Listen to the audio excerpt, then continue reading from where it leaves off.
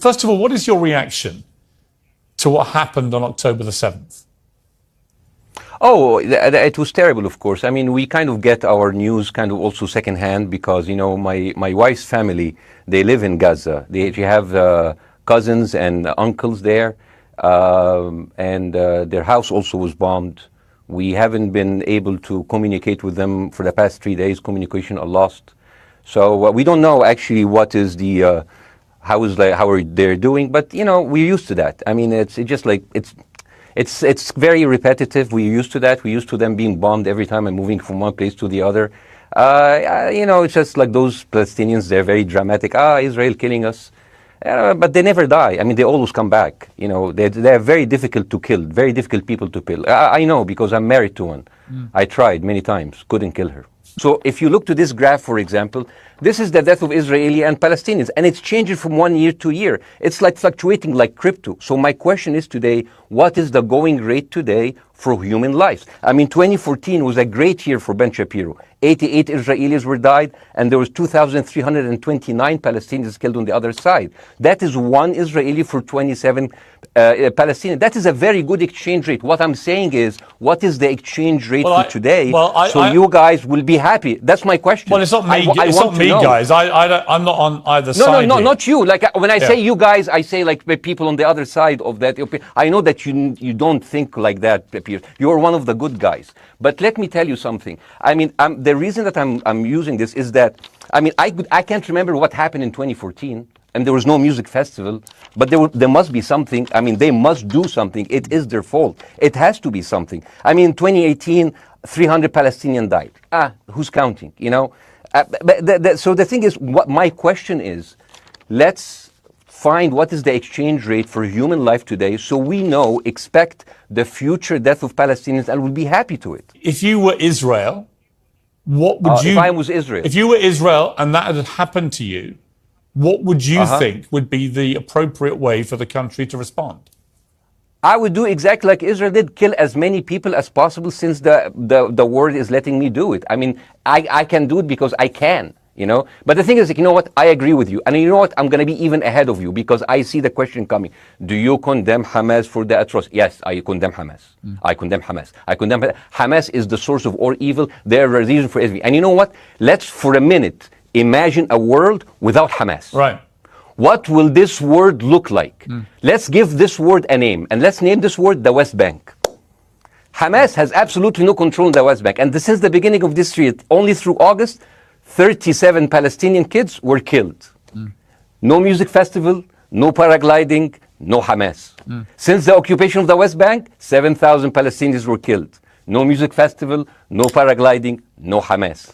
I can go on and on and on and on. No, but you don't need to. And the thing is, it is not like something new. I mean, I look at history and I see. I'm sorry to say that, but Westerners has always dealt like this with indigenous people. You first treated them like savages, you know, Native American, First Nation, Aboriginal. They're savages. Kill all the savages. And then when they're almost extinct, you start feeling sorry for them, you know, like animals. So maybe the solution is that we kill as many Palestinians as possible so the few of them that remains do not bother you. And maybe Netanyahu, when he lives for another 100 years, he'll become a tree hugger. Let me just challenge you on this. And he will campaign for preserving the three Palestinians. You keep talking about... Yeah. I want to understand, what is the logic of Israel carpet bombing Gaza? I mean, if there's a logic, if this will make Israel safe, I want to hear the logic. So if they continue bombing, what are they hoping to achieve? Well, I think we know what their stated aim is. Their stated aim is to eradicate and wipe out Hamas. They believe Hamas are living predominantly in northern Gaza. They also are aware they're living amongst civilians. So it's an incredibly difficult thing. As I said in my monologue, you know, it is very, very difficult to see how they do this without massive collateral damage. So if I can understand this correctly, basically Israel is doing this to pressure the Palestinian community in Gaza to turn against Hamas. Is that right? I'm sure that's part of it, yes. That's part of it. So this is exactly what terrorist organizations do, because terrorist organizations will have no chance beating a whole nation in battle. So they terrorize and they kill the civilians in order to spread fear and terror so they can turn against their government to change their policy or to resign. You have just compared Israel with ISIS. No, I haven't. I don't see any comparison between It's Israel going to be and the ISIS. headlines tomorrow. Piers Morgan, no, Israel is ISIS. Only amongst people. You know what? I'm going to do something that nobody done on your television. You know what I'm going to do on your episode? I'm going to pretend that I'm an Israeli citizen. I'm going to put myself in the place of an Israeli settler in the kibbutz. And I want to speak to my Prime Minister, Benjamin Netanyahu. Mr. Benjamin Netanyahu, I have voted for you because you have promised us peace and prosperity and security. On the 7th of October, those son of bitches Hamas, they went into the fence that is regularly heavily guarded. Usually if there's like a dove that comes close to it, it will be shot. Those people went in and they went for 6 hours before IDF forces was deployed, killing our friends, our families, kidnapping our grandmothers and babies, and went in. I want to ask you, Mr. Prime Minister, after you have fractured the Israeli community and you have fucked our courts, our Supreme Courts, what are you doing with the money being given to you, to the United States? Also, you are carpet bombing Gaza with absolutely no regard to our hostages, our people. I heard a rumor in the kibbutz that you're doing that you let that happen as an excuse to carpet bomb Gaza, so you push them into Sinai. And I didn't believe that. That's like, not my prime minister, he can never do that. And then I watched an interview for Danny Ayalon. He was your chief advisor. He was also the Israeli ambassador to the United States. And you know what he said, Mr. Prime Minister? He said that the solution for those Palestinians is to go into a vast land of Sinai and live into tent cities temporarily, temporarily, wink wink, until we build Gaza again, and then we invite you back. يعني عبط احنا بقى. يعني فاهمني؟ We've seen this movie before. So يعني, and when I saw this, I couldn't explain to my fellows in the kibbutz, how come our Israeli government is trading human lives for another piece of land? So as an Israeli citizen, I need to hold my Israeli government accountable. The thing is, this is the problem.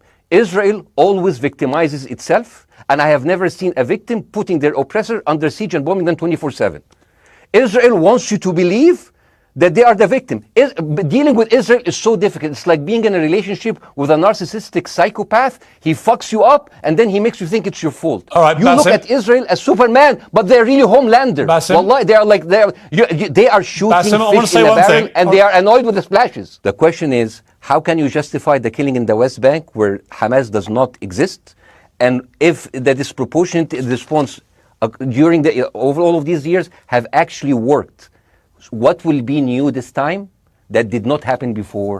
I just want to. That was my question. Okay, that Basim, was my question. I'm gonna. Okay. I'm gonna so now, Basim, if I ask the question, can I say something on my side? Well, a little bit personal? Basim, with respect, a little bit personal. Basim, with respect, I gave you half the show to have your side. Jeremy's had a lot less time. I'm going to have to. You move want me on. to leave? Basim, or do you want me to stay? I'm going to have to let you go because we've been on air with you for 40 minutes. Oh, okay. Now. Bye bye. But listen, bye. I would like to talk to you again, and thank you for joining the program. I appreciate it. Oh, by the way, my wife's family is all right, and they sent us a house. It's bombed. It's beautiful. It's going to be a good house.